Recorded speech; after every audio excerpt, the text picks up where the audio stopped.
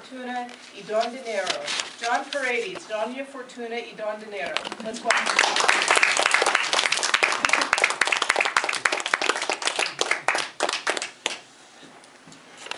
These two were in love. Doña Fortuna and Don Dinero, that's Madam Fortune and Sir Money, for those of you that don't know.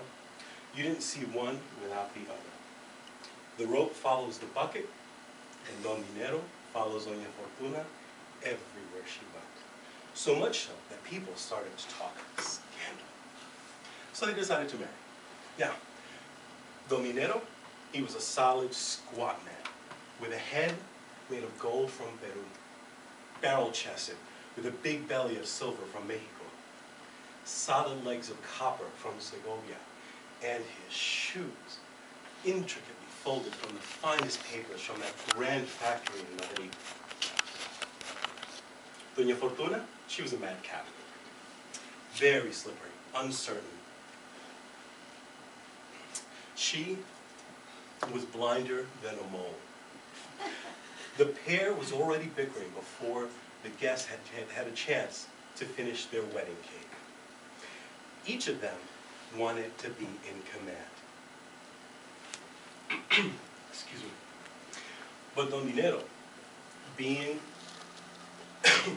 Don Dinero, being more proud than the sea, would not let this go. Well, sirs, my father, may God be his rest, he said that the moment that the sea marries, he loses his fierceness.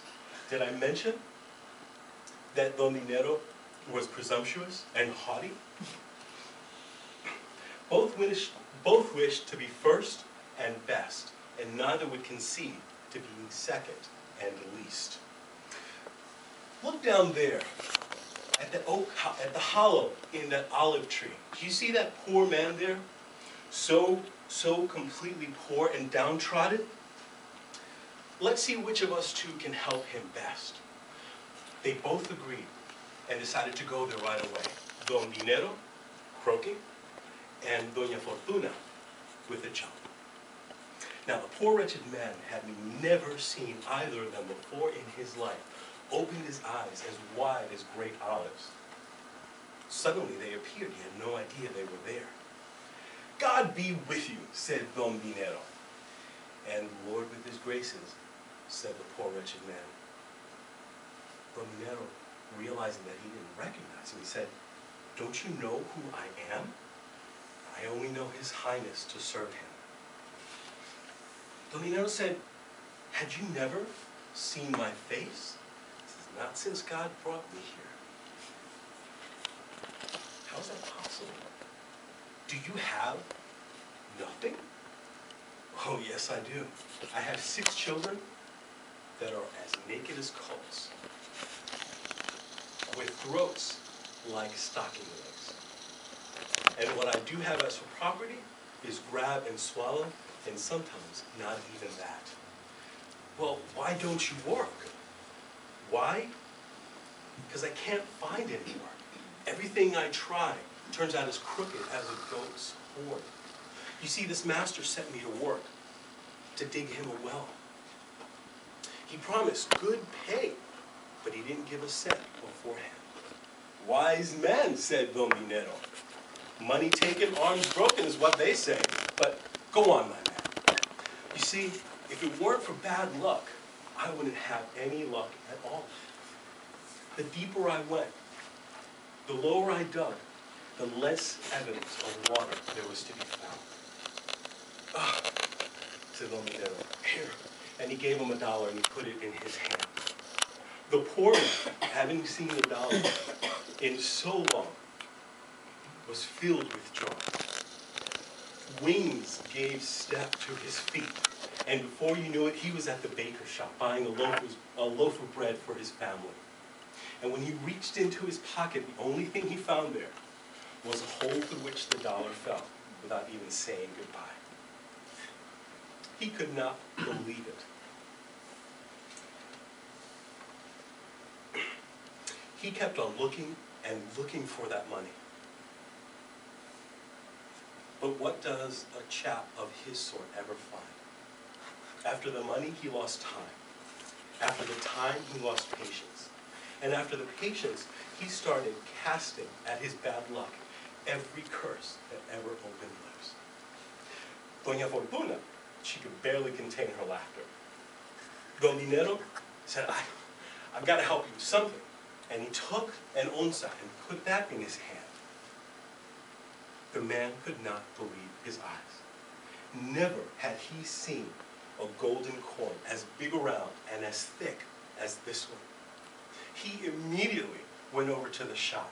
He was going to get some clothes for himself, his wife, and his children.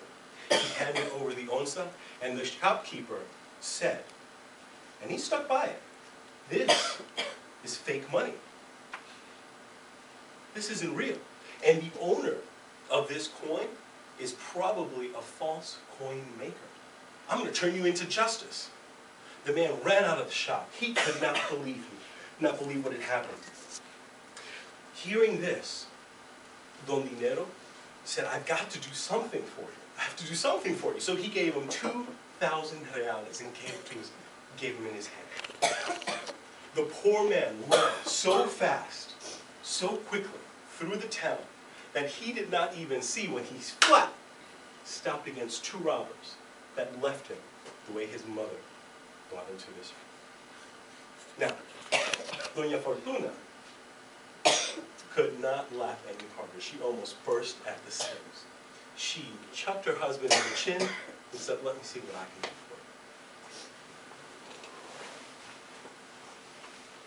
She softly breathed on the man. He was there on the floor when he realized that he had landed on that dollar that he had lost.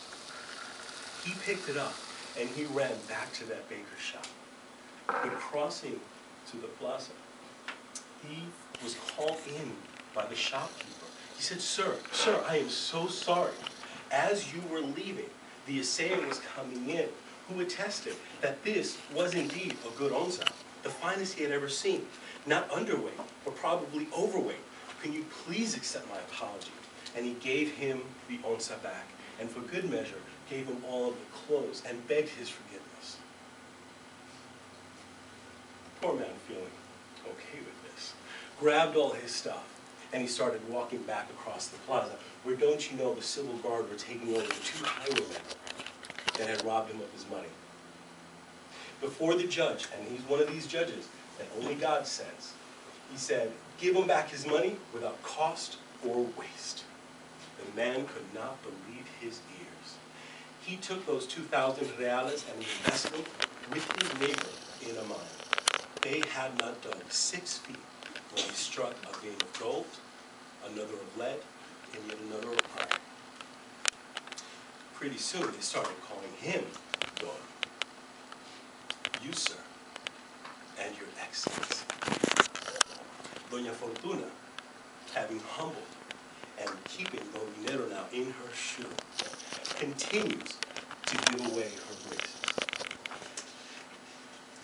Without justice, without judgment, without care, she gives them away madly, foolishly, generously, like a blind bat, hit or miss, and one of those strikes may hit your humble storyteller if the listener likes this tale.